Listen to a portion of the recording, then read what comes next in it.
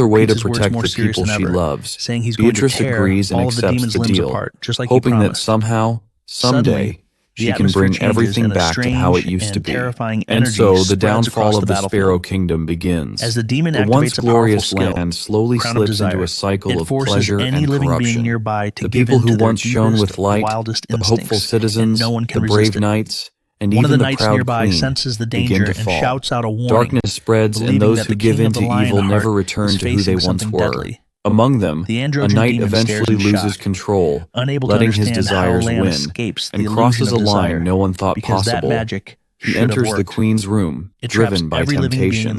Realizing what he's done, he begs for forgiveness, but the damage is already done. The kingdom's general Ricardo, unable to watch the corruption grow further, makes a painful decision. He seals the queen away in the underground chambers to protect her from herself and the world. It doesn't make sense because then, General Ricardo takes his own life, choosing to remain behind as a ghostly guardian bound by guilt. Years pass, and regret eats away at him as Ricardo blames himself for everything.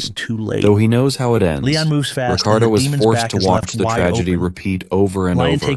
Moreover, he knows that the damage was caused by their own choices, and now it's too late to undo it. He wishes for this nightmare to end. As the battle ends, Leon's eyes fall on a strange crown and weapon, ones that had once belonged to the defeated demon. Spinna walks over, takes a closer look, and taps the weapon lightly, explaining that it's made of strong metal and could be useful.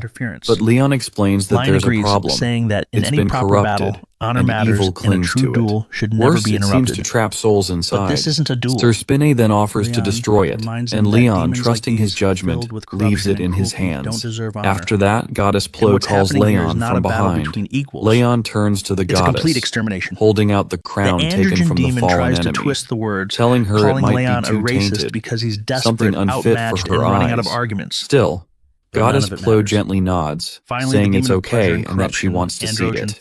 As she looks at the crown, it seems familiar to her, and she explains that this crown is shared by all evils of pleasure. She adds that it is soaked in wickedness because of its ability to lure the innocent into false dreams, especially the young, which is sickening. It's a weapon built on lies and temptation. The goddess Plo examines the crown more closely and senses that something might still be extracted from it. Maybe a trace of energy or a hidden truth. Leon admits that he was planning to destroy it anyway because he sees no value in keeping such a cursed object. After listening to Leon, Goddess Plo reminds him that if he wants it, she's willing to let him have it. Further ahead, Goddess Plo thanks Leon, acknowledging the effort he's made, and offers him kind words, saying that the Pantheon is proud of what he has done, and the honor and glory he has achieved through his battle. Leon doesn't take the praise to heart, and simply says it was something he had to do. Another voice joins in. Patos, a divine presence known for strength, refuses to show warmth at first. When told to give a greeting, Patos scoffs and offers a half-hearted, good job, to which Goddess Plo gently reminds him to be more honest with his words. Then, in the stillness, Leon makes a request. He asks Patos to do something meaningful, to take the souls of the fallen, guide them to peace, and bring their spirits to a place where they can finally rest. Patos pauses for a moment and understands that it's more than a request. It's a gesture of mercy. Patos, the god of battle, speaks with cold certainty and says these souls have been cast out from the natural cycle of life and death. They don't belong anywhere now, not even in paradise. Another divine voice speaks up, the goddess of death herself. She reminds Patos that the cycle of life and death is her domain, not his, and it isn't his place to decide who deserves a second chance. To which Patos questions what kind of divinity would allow the undead to enter a place meant for peace and rest. Afterward, Goddess Plo agrees, saying softly that what he says might be true. The Goddess Plo turns to Leon, calling him by his full name, Leon Lionheart, and declares that those who have defied death must be punished because escaping the natural order isn't something the heavens can overlook. Suddenly the queen, Beatrice, steps forward and simply asks the goddess to forgive them. Beatrice doesn't argue or demand anything. She knows she's risking disrespect, but Beatrice bows her head and speaks as the failed ruler of a fallen kingdom. She pleads humbly and asks the goddess of death to reconsider. The goddess Plo pauses, taking in the weight of their words, and speaks to the loyal knights, telling them that no god in the Pantheon will accept their souls into paradise. The laws of divinity have no place for those who have lived past their time. Still, despite everything,